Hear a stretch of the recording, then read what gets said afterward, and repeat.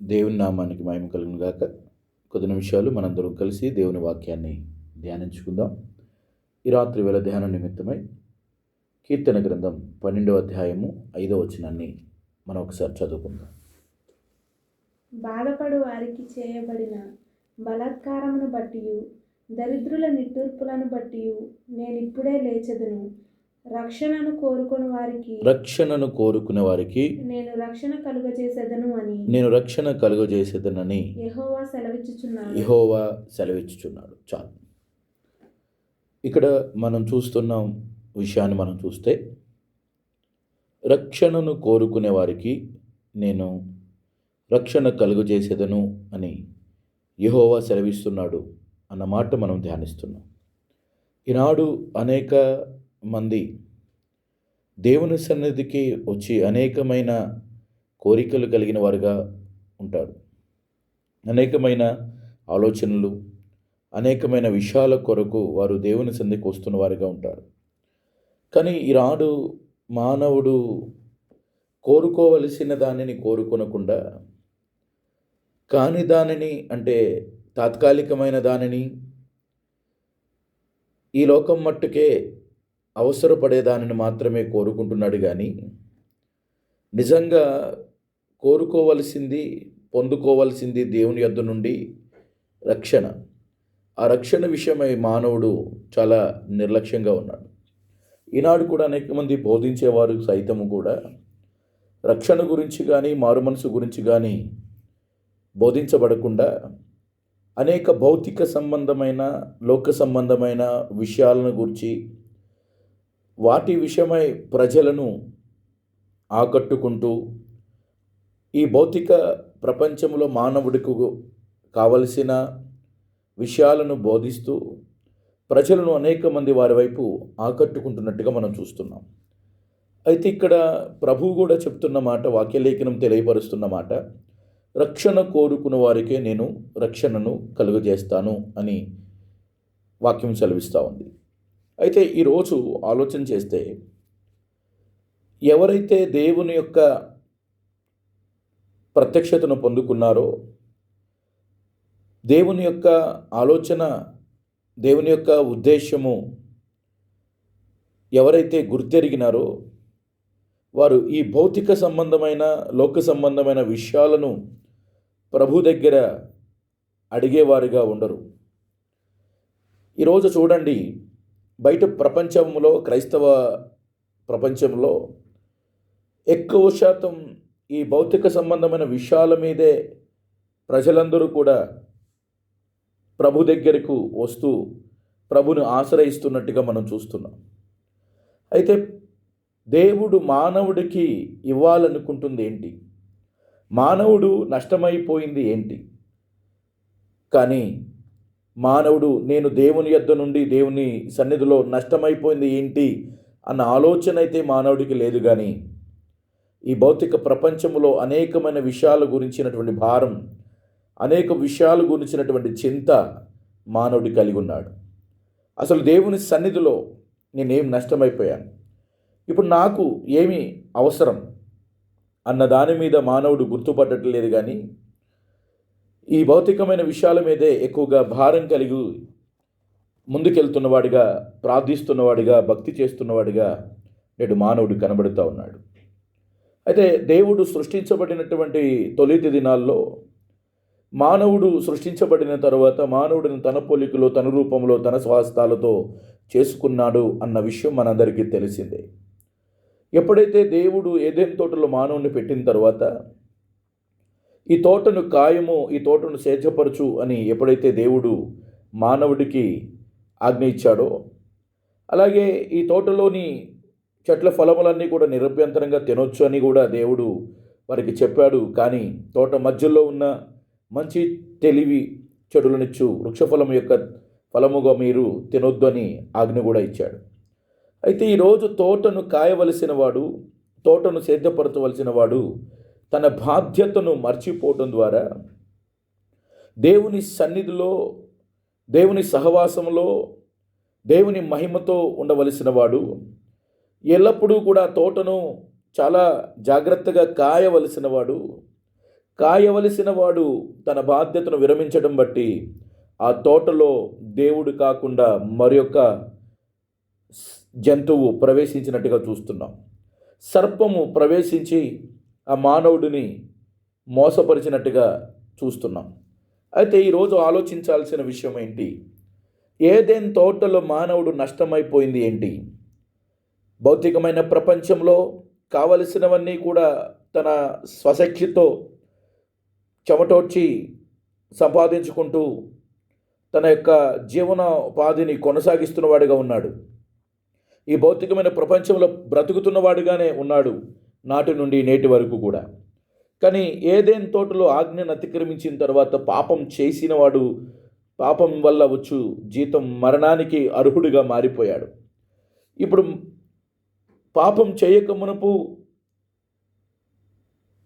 దేవుని సహవాసములో ఉన్న ఈ మానవుడు, దేవుని సన్నిధిని అనుభవిస్తున్న మానవుడు, జీవముతో నింపబడి ఉన్న ఈ మానవుడు, ఆ మహిమతో నింపబడి ఉన్న ఈ మానవుడు మహిమను, జీవమును, సహవాసమును, దేవుని సన్నిధిని నష్టమైపోయేసరికి తన జీవితంలో పాపం ఏలుబడి చేస్తుండగా మరణాధికారి ఏలుబడి చేస్తున్నట్టుగా మనం చూస్తున్నాం. అంటే దేవుని సన్నిధిలో ఉన్నంత వరకు మానవుడు రక్షణలో ఉన్నాడు.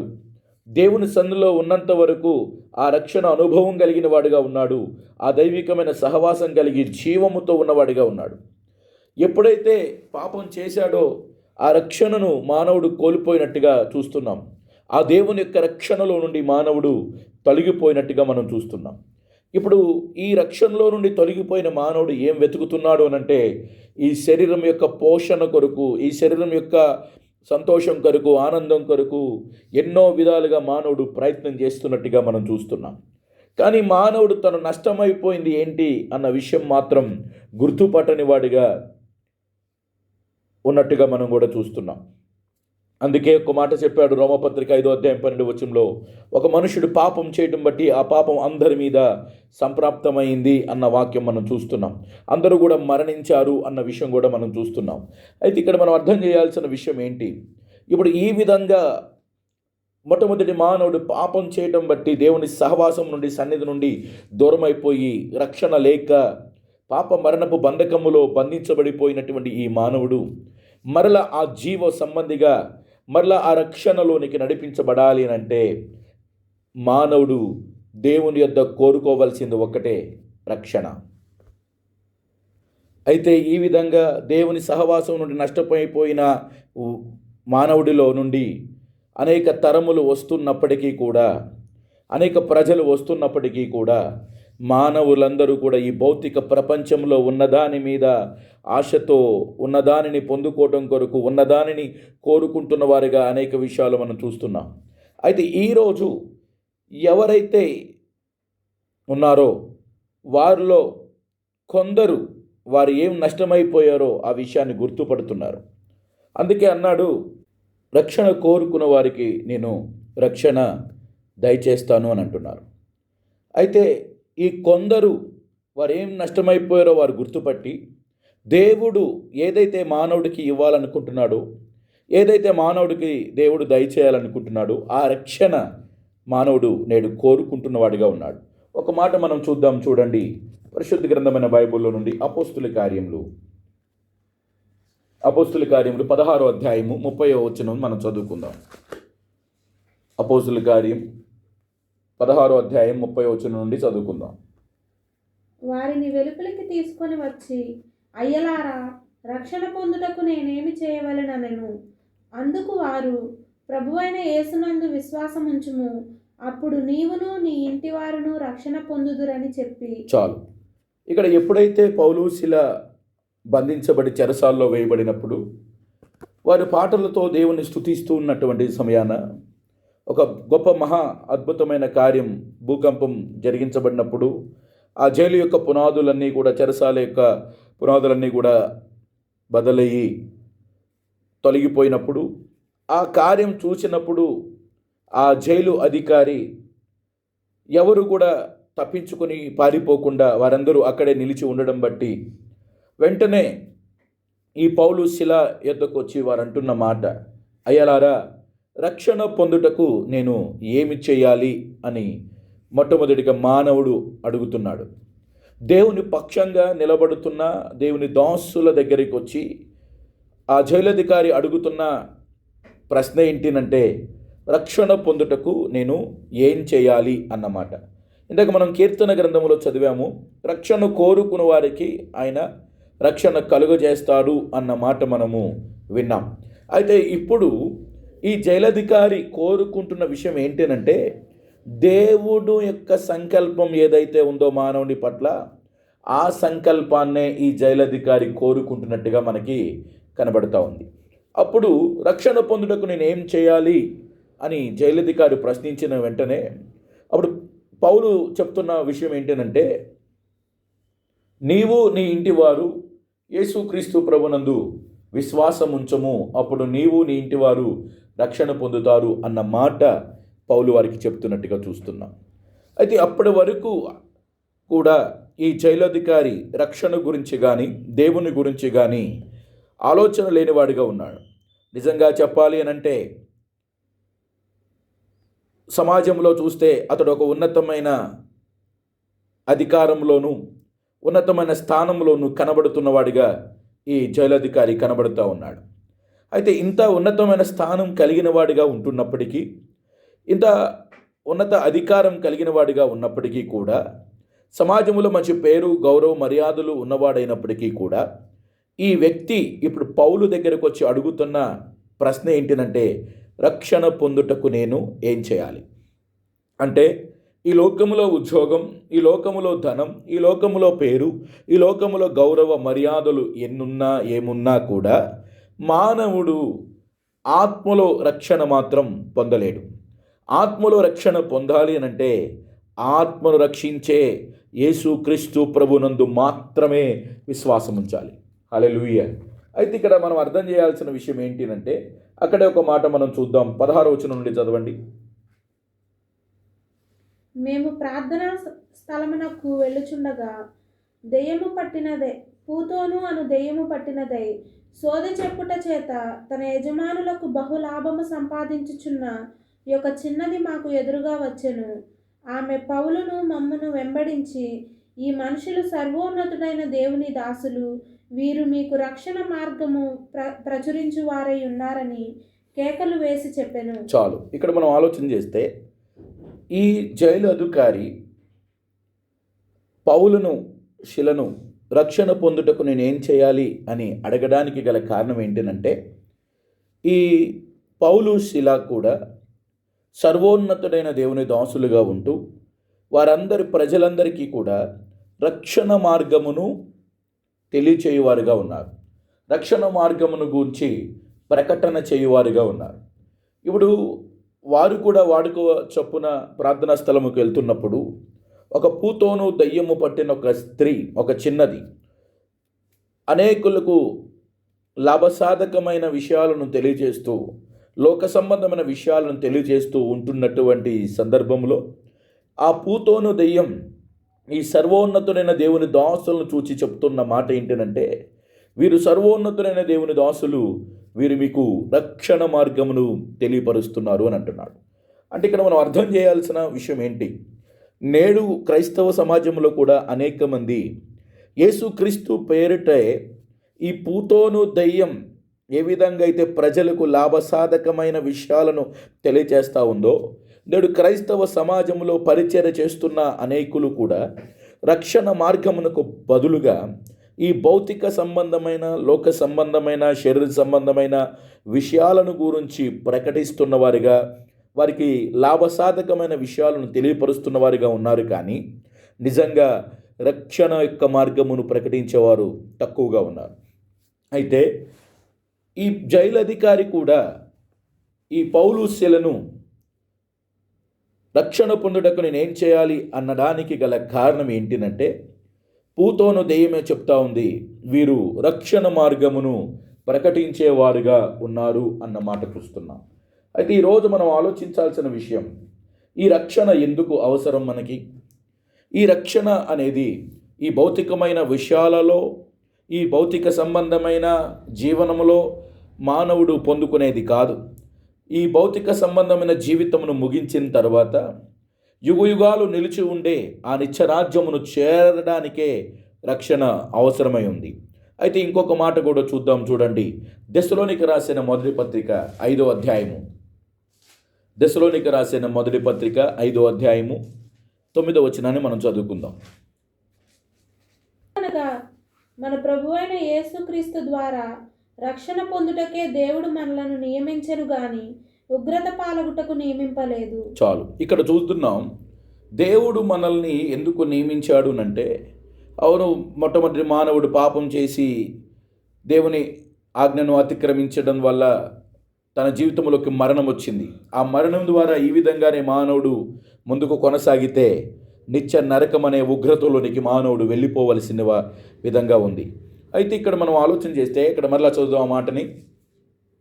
ఎందుకనగా మన ప్రభువైన యేసుక్రీస్తు ద్వారా రక్షణ పొందుటకే దేవుడు మనలను నియమించెను గాని ఉగ్రత పాలగుటకు నియమింపలేదు. చాలు. ఇక్కడ అంటున్నాడు, ప్రభు అయిన యేసుక్రీస్తు ద్వారా మనము రక్షణ పొందుటకే కానీ ఉగ్రత పాలవడానికి నియమించలేదు అని అన్నాడు. అంటే ఇప్పుడు యేసుక్రీస్తు ప్రభు సర్వమానవ వాళ్ళకి ఎందుకు అవసరము అంటే, ఈ భౌతిక సంబంధమైన రోగములు, అప్పులు, సమస్యలు, ఇబ్బందులు, కష్ట నష్టముల నుండి విడుదల పొందడానికి కాదు. ప్రతి మానవుడు రక్షణ పొందడానికే దేవుడు తన కుమారుడైన యేసుక్రీస్తు ప్రభుని మానవులందరి కొరకు అనుగ్రహించాడు. అయితే మానవులందరూ కూడా ఇట్టి నియమములోనికే నడిపించబడవలసిన వారిగా ఉన్నారు. అంటే రక్షణ పొందని వాడికి ఏముంది అంటే ఉగ్రత ఉంది. రక్షణ పొందకపోతే మరణములోనికి వెళ్ళిపోతున్నాం. ఇది శరీర సంబంధమైన మరణం కాదు కానీ ఆత్మకు మరణం. ఆత్మకు మరణం వచ్చిన వాడు ఎన్నటికీ బ్రతికింపబడలేడు. అందుకే మనం శరీరంలో బ్రతికి ఉన్నప్పుడే మనం గుర్తుపట్టాలి, ఈరోజు మనం జీవిస్తున్న జీవితం తాత్కాలికమని, బ్రతుకుతున్న బ్రతుకు తాత్కాలికమని. అయితే యుగయుగాలు నిలిచి ఉండే జీవితం మనకు అనుగ్రహించేది ఎవరో గుర్తుపట్టి ఆ దేవుని యొక్క సన్నిధిలోనికి మనం నడిపించబడవలసిన వారంగా ఉన్నాం. అయితే ఈ రాత్రి ఒక్కొక్కరు మనం ఆలోచన చేద్దాం. మనము రక్షణ పొందడానికే నియమించబడ్డాం కానీ ఉగ్రత పాలవడానికి కాదు. అంటే ఆ రక్షణ ఎవరి దగ్గర పొందాలి? ఈ రక్షణ ఏ విధంగా మనం పొందాలి అనంటే, ప్రభువైన యేసుక్రీస్తు ద్వారా మాత్రమే మనకు రక్షణ అని అన్నాడు. అయితే ఈ రక్షణ ఎవరు ఇస్తారు? ఈ రక్షణ మనకి ఎలా దొరుకుతుంది? ఒక మాట చూద్దాం, చూడండి. ఎఫెసీకి రాసిన పత్రిక 2వ అధ్యాయము 8వ వచనం. ఎఫెసీకి రాసిన పత్రిక 2వ అధ్యాయము 8వ వచనం మనం చదువుకుందాం. మీరు విశ్వాసము ద్వారా కృపచేతనే రక్షింపబడి ఉన్నారు, ఇది మీ వలన కలిగినది కాదు, దేవుని వరమే. చాలు. ఇక్కడ అన్నాడు, మీరు విశ్వాసం ద్వారా కృపచేత మీరు రక్షించబడి ఉన్నారు, ఇది మీ వల్ల కలిగింది కాదు, ఇది దేవుని వరము అని అంటున్నాడు. అంటే ఇక్కడ మనం అర్థం చేయాల్సిన విషయం ఏంటి? అపోస్తలుడైన పౌలు జైలధికారితో చెప్పిన మాట ఏంటంటే, నీవు నీ ఇంటివారు ప్రభువైన యేసుక్రీస్తునందు విశ్వాసం ఉంచండి, మీరు మీ ఇంటివారు రక్షణ పొందుతారు అన్నమాట చెప్పాడు. అంటే రక్షణ ఒక మానవుడు పొందాలి అనంటే వెల ఇచ్చి పొందేది కాదు, ఉపవాసం ఉండి పొందేది కాదు, ఏదో భక్తి చేసి పొందేది కాదు, పాటలు పాడి పొందేది కాదు, విశ్వాసం ద్వారా పొందే రక్షణ. ఇప్పుడు విశ్వాసం ద్వారా కృప దొరుకుతుంది, కృప ద్వారా రక్షణ పొందుకుంటున్నాం. అందుకే అన్నాడు, కాబట్టి విశ్వాసం ద్వారా కృపచేతనే మీరు రక్షించబడి ఉన్నారు, ఇది మీ వల్ల నా వల్ల కలిగేది కాదు, ఇది దేవుని వరము అని అన్నాడు. అంటే రక్షణ అనేది ఎవరిచ్చేది అంటే దేవుడిచ్చేది. ఈనాడు చాలామంది కూడా అడుగుతుంటే, మీకు ఎవరిచ్చారమ్మా రక్షణ అని అడిగితే, పలానా పాస్టర్ గారు మాకు రక్షణ ఇచ్చారు, పలానా సేవకులు మాకు రక్షణ ఇచ్చారు, పలానా ఊర్లో పలానా సేవకుని దగ్గర పలానా సంఘంలో మేము రక్షణ పొందామని చెప్తారు. అయితే నేను అటువంటి వారితో చెప్పే విషయం, మీరు పొందిన రక్షణ నిజమైంది కాదు. ఎందుకంటే రక్షణ అనేది ఏ సేవకుడి దగ్గర లేదు, ఏ సంఘములోనూ లేదు. రక్షణ అనేది దేవుడు ఇచ్చే వరమై ఉంది. అందుకే మనం కీర్తనలో మనం చదివాం, 12:5 చదివాం, రక్షణ కోరుకునే వారికి ఆయన నిత్యముగా రక్షణను కలుగజేయువాడు అయి ఉన్నాడు. అంటే రక్షణ అనేది దేవుని యొక్క వరం. రక్షణ అనేది దేవుని యొక్క వరమై ఉంది. ఈరోజు ఆ రక్షణ అనే వరం మనం ఎలా పొందుకోవాలంటే విశ్వాసం ద్వారా. అందుకే ఈరోజు విశ్వాసం అంటే ప్రభువైన యేసుక్రీస్తు యందు విశ్వాసం ఉంచడం. ఈ విశ్వాసం ఎలా? విశ్వాసం అంటే ఏ విధంగా ఉంచాలి? మనం అని అంటే ఒక మాట మనం చూద్దాం చూడండి రోమాపత్రిక 5:8. అయితే దేవుడు మన ఎడల తన ప్రేమను వెల్లడిపరచుచున్నాడు. ఎట్లనగా మనమింకనూ పాపులమై ఉండగానే క్రీస్తు మన కొరకు చనిపోయెను. చాలు. ఇక్కడ ఒక విషయం మనం అర్థం చేయాల్సిన విషయం ఏంటంటే, ఇందాక మనం ధ్యానించినట్టుగానే రోమపత్రిక 5:12లో కూడా మనం చదివాం. ఏంటంటే, ఒక మనుషుని ద్వారా పాపం, ఆ పాపం ద్వారా అందరి మీద మరణం సంప్రాప్తమైంది అన్న విషయం మనం చూసాం. అయితే ఇక్కడ కూడా మనం చూస్తున్నాం, ఏలయనగా మనం పాపులమై ఉండగానే క్రీస్తు మనల్ని ప్రేమించి మన కొరకు చనిపోయాడు అన్నమాట. అంటే మొట్టమొదటిగా ఒక వ్యక్తి క్రీస్తునందు విశ్వాసం ఉంచాలి అంటే మొట్టమొదట ఆ వ్యక్తి ఎవరో ఆ వ్యక్తి గుర్తుపట్టాలి. ఎవరు అనంటే మనం ఎవరు అనంటే పాపులం. అందుకే రోమపత్రికలోనే చెప్తారు, నీతిమంతుడు లేడు, ఒక్కడును లేడు, అందరూ పాపం చేసి దేవుని అనుగ్రహించు మహిమను పొందలేకపోయారు, ఏకముగా పనికి మాలినమైపోయారు అని అన్నాడు. యూదుడేమి గ్రీసు దేశస్థుడేమి అందరూ పాపమునకు లోనై ఉన్నారు అని అంటున్నాడు. అంటే ఇక్కడ మనం అర్థం చేయాల్సిన విషయం ఏంటి అని అంటే, మనమందరం కూడా పాపములో ఉండగా పాపపు మరణములో బంధించబడిపోయిన వారమై ఉన్నప్పుడు క్రీస్తు మనల్ని ప్రేమించి మన కొరకు సిలువలో మరణించిన వాడిగా ఉన్నాడు. అంటే క్రీస్తు యొక్క మరణాన్ని మనం విశ్వసించడం అంటే, నా పాపం కోసం ప్రభు చనిపోయాడు, నా పాపం కోసం ప్రభు గాయపరచబడ్డాడు, అవమానపరచబడ్డాడు, శ్రమపరచబడ్డాడు, సిలువలో మరణించి ఆఖరి రక్తం బొట్టు వరకు నా కొరకు చిందించారు అన్న విషయాన్ని హృదయమందు విశ్వసించడం. అంటే ఇప్పుడు అంటున్నాం, చదవబడిన మాటలో మనం చూసాం, ఏలయనగా మనం పాపులమై ఉండగా క్రీస్తు మన కొరకు చనిపోయాడు అన్న మాట విన్నాం కదా. అయితే ఒక మాట చూద్దాం, అదే రోమపత్రిక 6:8 ఒకసారి చదవండి. మనము క్రీస్తుతో కూడా చనిపోయిన ఎడల. చాలు. ఇక్కడ అంటున్నాడు విశ్వసించడం అని అంటే, ప్రభు మన కొరకు మనల్ని ప్రేమించి మనం పాపములో ఉండగానే మన కొరకు చనిపోయాడు అన్న విషయం మనం చూసాం. ఇప్పుడు విశ్వసించడం ప్రభువునంటే, ఆయన నా కొరకు మరణించాడు, ఇప్పుడు నేను కూడా, ఈ పాపి అయిన నేను కూడా మరణించాలి. క్రీస్తు చనిపోయాడు, ఇప్పుడు నేను కూడా చనిపోవాలి. అందుకే రోమపత్రిక 6:3 కూడా మనం చదువుతాం. ఒకసారి చదువుదాం చూడండి.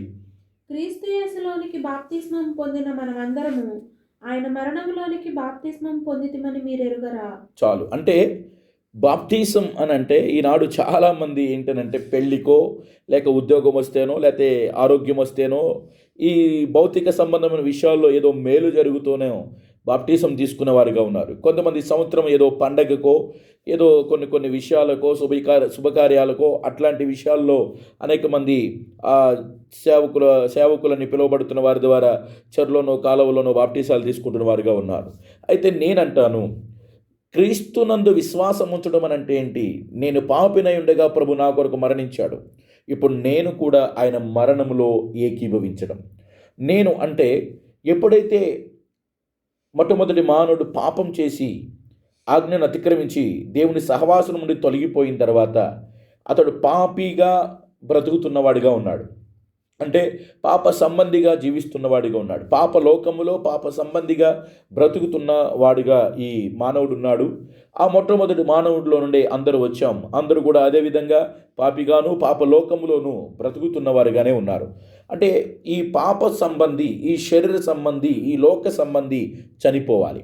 ఈ శరీర సంబంధి, ఈ లోక సంబంధి చనిపోయినప్పుడు, ఆయన మరణములో మరణించినప్పుడు, ఆయనతో పాటు సమాధి చేయబడినప్పుడు, ఆయనతో పాటు కూడా పునరుత్థానపు జీవం పొందుకుంటాం. అందుకే అక్కడ అన్నాడు, మరలా చూస్తే రోమపత్రిక 6:8 మరలా చదవండి.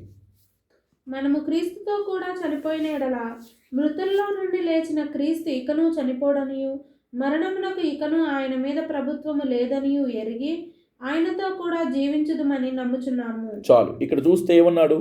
మనము కూడా క్రీస్తుతో చనిపోయిన ఎడల అన్నాడు. అంటే ఆయన కూడా మన కొరకు చనిపోయాడు, సమాధి చేయబడ్డాడు, 3వ దినాన తిరిగి లేచాడు. ఆయన చనిపోయి సమాధి చేయబడి తిరిగి లేవని వాడిగా లేడు, తిరిగి 3వ దినాన లేచిన వాడిగా ఉన్నాడు. అలాగే ఎవరైతే క్రీస్తు యొక్క మరణంలో మరణిస్తున్నారో, ఆయనతో పాటు సమాధి చేయబడ్డాను అన్న విశ్వాసం కలిగి ఎవరైతే ఉన్నారో అటువంటి వారు ఆత్మలో తిరిగి జన్మించిన వారుగా ఉంటారు. హల్లెలూయా. అయితే ఈ రాత్రి ఒకసారి ఆలోచించండి, మీరు పొందుకున్న రక్షణ ఇటువంటిదేనా? క్రీస్తునందు విశ్వాసం ఉంచామండి, యేసుక్రీస్తు ప్రభును మాకు దేవుడండి, యేసుక్రీస్తు ప్రభు మాకు రక్షకుడండి అని అనేక మంది నోటి ద్వారా చెప్తున్న వారు ఉన్నారు. అయితే ఒకసారి ఆలోచించండి, ఈ పాప సంబంధి అంటే ప్రాచీన పురుషుడైన ఆదాం, పాపము చేయు వ్యక్తి నిజంగా క్రీస్తు మరణంలో మరణించాడా? కానీ కొన్ని భౌతిక సంబంధమైన విషయాల్లో మార్పు పొందినవాడిగా ఉన్నాడు, కొన్ని అలవాట్లు మార్చుకున్నవాడిగా ఉన్నాడు.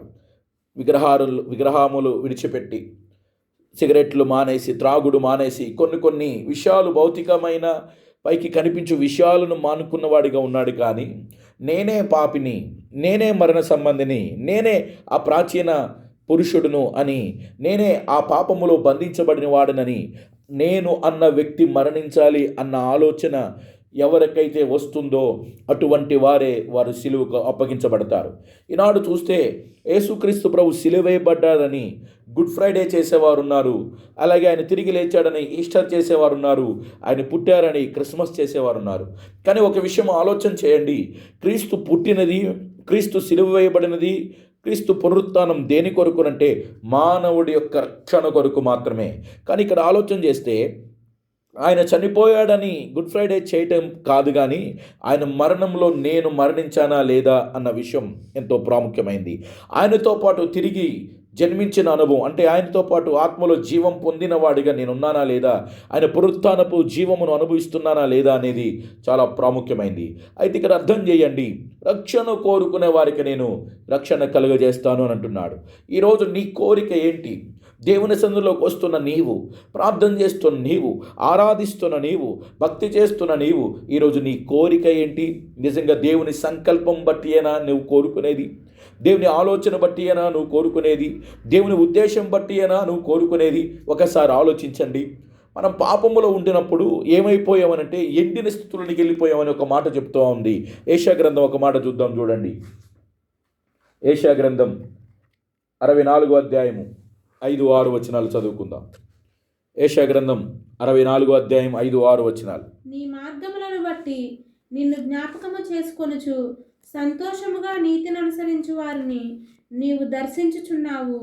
చిత్తగించుము, నీవు కోపపడితివి, మేము పాపులమైతిమి, బహుకాలము నుండి పాపములో పడి ఉన్నాము, రక్షణ మాకు కలుగున, మేమందరము అపవిత్రుల వంటి వారమైతిమి, మా నీతి క్రియలన్నీ మురికిగుడ్డ వలె నాయను, మేమందరము ఆకువలే వాడిపోతిమి, గాలివాన కొట్టుకొని పోవునట్లుగా మా దోషములు మమ్మను కొట్టుకొని పోయెను.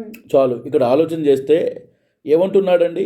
5-6 వచనాలు అంటున్నాడు, నీ మార్గం బట్టి నిన్ను జ్ఞాపకం చేసుకొనొచ్చు, సంతోషముగా నీతిని అనుసరించు వారిని నీవు దర్శిస్తున్నావు అని చెప్పారు. చిత్తగించము, నీవు కోపపడితివి, మేము పాపులమైపోయాం, బహుకాలము నుండి పాపములోనే పడి ఉన్నాం. అంటే ఎప్పుడైతే దేవుని యొక్క ఆజ్ఞను అతిక్రమించాడో మొట్టమొదటి మానవుడైన ఆదాం, అప్పటి నుండి ఇప్పటి వరకు, నేటి తరం వరకు, బహుకాలం నుండి మానవులందరూ ఎక్కడున్నారంటే పాపములో పడిపోయిన వారిగా ఉన్నారు. ఆ పాపపు కూపములో, మరణపు బంధకములో పడి ఉన్నవారిగా ఉన్నారు. అయితే అక్కడ ఒక ప్రశ్నను అడుగుతున్నాడు, ఏమనంటే బహుకాలం నుండి పాపములో పడి ఉన్నాము, రక్షణ మాకు కలుగునా అన్న ప్రశ్న అడుగుతున్నట్టుగా చూస్తున్నాం. అవును, ఎవరైతే నిజంగా రక్షణ కోరుకుంటున్నారో, అంటే దేవుని సన్నిధిలో నుండి మేమేం నష్టమైపోయామో, దేవుని సహవాసములో మేము ఏదైతే నష్టమైపోయామో, దేవుని దగ్గర నుండి మేము ఏదైతే నష్టమైపోయామో అన్న విషయమై ఎవరైతే గుర్తుపట్టి ఆ రక్షణ విషయమై ఎవరైతే దేవుని యొద్ద కోరుకుంటున్నారో, ఆ రక్షణను కోరుకుంటున్నారో అటువంటి వారికి దేవుడు తప్పకుండా తన రక్షణ ఇవ్వగలిగిన వాడై ఉన్నాడు. హల్లెలూయా. అంతే, అక్కడ ఒక మాట అన్న మాట ఏంటంటే, మేమందరము అపవిత్రులమైపోతిమి, మా నీతి క్రియలన్నీ మురికి గుడ్డవలే నాయను, మేమందరము ఆకువలే వాడిపోతిమి, గాలివాన కొట్టుకొని పోవునట్లుగా మా దోషములు మమ్మను కొట్టుకొని పోయిను అంటున్నాడు. అంటే ఇక్కడ చూస్తున్నాం, ఎప్పుడైతే మానవుడు పాపం చేసిన తర్వాత నుండి తన జీవితం ఏమైలా మారిపోయిందనంటే ఎండిపోయిన స్థితి, ఆకు వాడిపోయి ఎండిపోయినట్టుగా, ఆత్మలో ఎండిపోయిన వాడిగా, ఆత్మలో జీవము లేనివాడిగా, ఆత్మలో నెమ్మది లేనివాడిగా, ఆత్మలో సమాధానం లేనివాడిగా, ఆత్మలో దిక్కుతోచని వాడిగా మానవుడు వెళ్ళిపోతున్నాడు. అటువంటి సమయంలో దేవుడు తన మహాప్రేమ చేత, ఆయన కృపచేత తన కుమారుడైన యేసుక్రీస్తుని ఈ లోకమునకు పంపి సర్వమానవాళికి రక్షణ కలగజేయాలని, సర్వమానవాళికి జీవం పొందాలన్న ఉద్దేశముతో తన తండ్రి తన కుమారుడైన యేసుక్రీస్తుని మన కొరకు ఈ లోకానికి అనుగ్రహించినట్టుగా మనం చూస్తున్నాం. అయితే ఈరోజు ఆలోచించండి, నిజంగా నీవు రక్షణ కోరుకుంటున్నావా, లేక ఈ భౌతికమైన ప్రపంచంలో ఉన్న విషయాలు కోరుకుంటున్నావా? ఈరోజు జైలు అధికారి కోరుకున్నాడు. జైలు అధికారి కోరుకున్నట్టుగా ఈరోజు ఎవరైనా సరే రక్షణ కోరుకునేవారు ఉన్నారా? ఎవరైనా సరే ఆ జీవమును కోరుకునేవారు ఉన్నారా? ఎవరైనా సరే ఆ జీవమును కోరుకుని ఆ కోల్పోయిన సహవాసం, కోల్పోయిన సన్నిధి, కోల్పోయిన రక్షణ తిరిగి పొందుకునేవారు ఉన్నారా? పరిశీలించుకుందాం. ఒక మాట మనం చూస్తే అపోస్తల కార్యం 17వ అధ్యాయము 26వ వచనం నుండి 30వ వచనం వరకు మనం చదివితే కనుక ఒకసారి చూద్దాం. మరియు యావత్ భూమి మీద కాపురముండుటకు ఆయన యొక్కని నుండి ప్రతి జాతి మనుషులను సృష్టించి, వారు ఒకవేళ దేవునిని తడువులాడి కనుగొందురేమో అని తన్ను వెదుకు నిమిత్తము నిర్ణయ కాలమును వారి నివాస స్థలము యొక్క పొలిమేర్లను ఏర్పరచింది. చాలు, ఇక్కడ చూస్తే ఏమంటున్నాడు? యావత్ భూమి మీద అని అన్నాడు. యావత్ భూమి మీద కాపురమున్న ఆయన ఒకని నుండి ప్రతి మనుషులను సృష్టించి, వారు ఒకవేళ దేవుని తలువులాడి కనుగొందురేమో అని తను వెతుకు నిమిత్తము నిర్ణయకాలము వారి నివాస స్థలము యొక్క పొలిమేరను ఏర్పరిచినని చదువుతున్నాం. అంటే దేవుడు కూడా మానవుడి పట్ల ఒక ఆలోచన కలిగి, ఒక ఉద్దేశం కలిగి ఉన్నాడు. ఈరోజు కాకపోతే రేపైనా, రేపు కాకపోతే మరునాడైనా మానవుడు నన్ను వెతుకుతాడేమో, నన్ను తడుములాడి కనుగొంటాడేమో. అంటే దేవుని యొక్క ఆలోచన చూడండి. ఈ మానవుడు నా సహవాసం నుండి దూరం అయిపోయాడు, నా సన్నిధి నుండి దూరం అయిపోయాడు అని మానవుని దేవుడు వదిలిపెట్టటల్లా. మానవుడికి అనేకమైన అవకాశాలు ఇస్తున్నాడు. అనేక విషయాలలో తన్ను తాను మానవుడికి బయలుపరుచుకోవడానికి అనేక విధాలుగా దేవుడు ప్రయత్నం చేస్తున్నాడు. ప్రయత్నం చేస్తున్నప్పుడు ఈ మానవుడు దేవుణ్ణి కనుగొనగలుగుతాడా, దేవుణ్ణి కనుగొనే విధంగా మానవుడు ముందుకు వెళ్తాడేమో అని దేవుడే అనేక విషయాలుగా అవకాశం ఇస్తున్నాడు. అయితే ఇంకొకటి ఒక మాట చూస్తే 30వ వచనం కూడా ఒకసారి చదువుదాం, చూడండి. అజ్ఞాన కాలములను దేవుడు చూచి చూడనట్టుగా ఉండెను. ఇప్పుడైతే అంతటను అందరూ మారుమనసు పొందవలనని మనుషులకు ఆజ్ఞాపించుచున్నాడు. చాలు, ఇక్కడ చూస్తే ఏమంటున్నాడు? అయినను అందరూ అంతటా మారు మనసు పొందాలి అంటున్నాడు. ఆ అజ్ఞాన కాలంలో చూసి చూడనట్టుగా ఉన్నాడు. ఇప్పుడైతే అందరూ అంతటా మారు మనసు పొందాలని చూస్తున్నాడు. ఎవరైతే దేవుని కనుగొన్నారో, ఎవరైతే దేవుని వెతికి ఆయనను కనుగొన్నారో, ఆ కనుగొనబడిన వాడు ఏదైనా తోటలో ఏ మనసు అయితే నష్టమైపోయాడో, ఏదైనా తోటలో ఏ సహవాసం అయితే నష్టమైపోయాడో, మరలా అది తిరిగి పొందుకోవడానికి ఆ వ్యక్తి మారు మనసు పొందవలసిన వాడిగా ఉన్నాడు. రక్షణ యొక్క పునాదియే మారు మనసు. మారు మనసు లేకుండా రక్షణ పొందాము అనడానికి నిర్ధారణ లేదు. ఈనాడు చాలామంది మారు మనసు లేకుండానే బాప్టిజం తీసుకున్న దాన్ని బట్టి అనేక మంది మేము రక్షణ పొందాము అన్న భ్రమలో ఉన్నారు. ఈనాడు మారు మనసు అంటే ఏదైనా తోటలో ఏ దైవికమైన మనస్సు మానవుడు నష్టమైపోయి భౌతికమైన శరీర సంబంధమైన మనస్తత్వంలోనికి, పాపపు భోగముల వైపు తన మనసు మళ్ళీపోయిందో, లోకం వైపు తిరిగిపోయిందో, తిరిగి మరలా దేవుని వైపు తిరగటమే మారు మనసు. ఈ మారు మనసు రావడానికి ఈ వ్యక్తిలో తమ పాపం గురించినటువంటి పశ్చాత్తాపం ఎంతో అవసరమై ఉంది. ఈ పశ్చాత్తాపం ఎవరిలో అయితే కలుగుతుందో వాక్యం చెప్తుంది, దైవ చిత్తానుసారమైన దుఃఖం రక్షణార్థమైన మారు మనసు కలుగజేస్తుంది అని. కానీ నేడు రక్షణార్థమైన మారు మనసుకు బదులుగా లోకములో ఉన్న విషయాల విషయమై అనేక మందికి పశ్చాత్తాపం కలుగుతుంది. అనేక మంది దుఃఖపడుతున్నారు, అనేక మంది బాధపడుతున్నారు, అనేక మంది వేదన పడుతున్నారు. అందుకే వాక్యం కూడా చెప్తుంది, లోక సంబంధమైన దుఃఖం మరణం అని అంటున్నాడు. ఈరోజు చాలామంది రక్షణ కొరకైనటువంటి ప్రయాస, రక్షణ కొరకైనటువంటి భారం, రక్షణ కొరకైనటువంటి చింత నేడు కలిగి ఉండటం కన్నా భౌతికమైన విషయాల మీదే ఎక్కువ చింత కలిగి, వేదన కలిగి, దుఃఖంతో, బాధతో ఉంటున్న వారిగా ఉన్నారు. అయితే ఈరోజు ఆలోచించండి, ఈ జైలధికారికి ఏం బాధ ఉంది, ఏం కష్టం ఉంది, ఏం నష్టం ఉంది, ఏం ఇబ్బంది ఉంది? నిజంగా చెప్పాలంటే ఈ భౌతికమైన ప్రపంచంలో ఒక ఉన్నతమైన అధికారిగా ఉన్నాడు, ఒక ఉన్నతమైన స్థానంలో ఉన్నాడు. ఇటువంటి వాడు ఇప్పుడు దుఃఖపడుతూ ఉంది, ఇప్పుడు పశ్చాత్తాపడుతూ ఉంది, తన్ను తానే చంపుకోవడానికి కూడా వెనుకాడని వాడిగా మారిపోయాడు.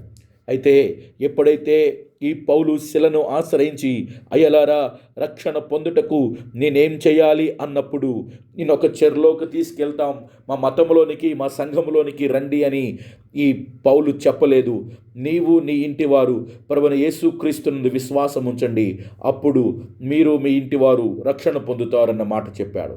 అంటే ఎవరిని పరిచయం చేస్తున్నాడు అనంటే సంఘాన్ని పరిచయం చేయటం లేదు, తనను తాను పరిచయం చేసుకోవటం లేదు. ఇప్పుడు పరిచయం చేస్తుంది రక్షణకర్త అయిన ప్రభువునే జైలధికారికి పరిచయం చేస్తున్నట్టుగా మనం చూస్తున్నాం. అయితే ఎందుకు ప్రభువైన యేసుక్రీస్తునే పౌలు పరిచయం చేశాడునంటే ఆయనే రక్షించుటకు సమర్థుడు, ఆయనే సర్వమానవాళి యొక్క పాప పరిహారం, శిలువలో మరణించి సమాధి చేయబడి తిరిగి లేచినాడు. కాబట్టి ఈరోజు నీ రక్షణ ఒక వ్యక్తి దగ్గర ఉంది అని భావిస్తున్నావా? నీ రక్షణ ఒక సంఘానికి వెళ్తే నాకు దొరుకుతుందని భావిస్తున్నావా? లేదు, నీవు ప్రభువు దగ్గరికి వస్తే, ప్రభువులోనికి వస్తే నీకు రక్షణ దొరుకుతుంది. ఎందుకంటే నీ రక్షణ కొరకు శ్రమపరచబడినవాడు యేసుక్రీస్తు, నీ రక్షణ కొరకు అవమానపరచబడినవాడు యేసుక్రీస్తు, నీ రక్షణ కొరకు నిందల పాలైంది యేసుక్రీస్తు, నీ రక్షణ కొరకు శిలువ భారం మోసింది యేసుక్రీస్తు, నీ రక్షణ కొరకు ఉమ్ము వేయబడింది యేసుక్రీస్తు, నీ రక్షణ కొరకు కొరడా దెబ్బలు తిన్నది యేసుక్రీస్తు, నీ రక్షణ కొరకు కాళ్ళకి చేతులకు మేకులు కొట్టుకుంది యేసుక్రీస్తు ప్రభు, నీ రక్షణ కొరకు తలపై ముళ్ళ కిరీటం పెట్టుకుంది యేసుక్రీస్తు ప్రభు, నీ రక్షణ కొరకు ఆయన రక్తం చిందించాడు, నీ రక్షణ కొరకు ఆయన శిలువలో ప్రాణం పెట్టాడు, నీ రక్షణ కొరకు ఆయన సమాధి చేయబడ్డాడు, నీ రక్షణ కొరకే ఆయన పునరుత్థానుడై తిరిగి లేచాడు, మరలా నీ రక్షణ కొరకే మరలా తిరిగి రాబోతా ఉన్నాడు. కాబట్టి ఇప్పటి వరకు భౌతిక సంబంధమైన విషయాల్లో చింతించుకుంటూ ముందెళ్ళావు. ఈ రోజైనా అత్యవసరమైంది, ప్రాముఖ్యమైంది నీ ఆత్మకు రక్షణని గుర్తుపట్టి, నీ ఆత్మకు రక్షణ ఇచ్చే ఆ రక్షకుడైన యేసుక్రీస్తు ప్రభు చెంత చేరు. ఆయన నీకు, నీ కుటుంబానికి గొప్ప రక్షణ అనుగ్రహించునుగాక.